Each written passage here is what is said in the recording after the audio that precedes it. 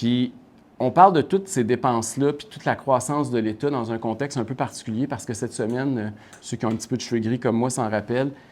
on a fêté les 30 ans de la fondation de ce qui était l'Action démocratique du Québec, qui a été d'une certaine façon l'ancêtre de la CAQ, parce que l'ADQ a fusionné avec François Legault à une certaine époque.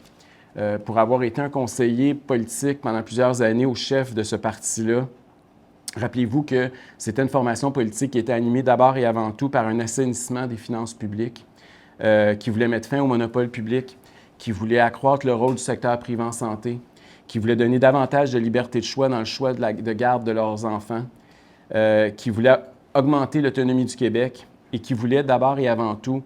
s'assurer d'établir l'équité entre les générations. C'était la raison d'être de l'ADQ et force est de constater aujourd'hui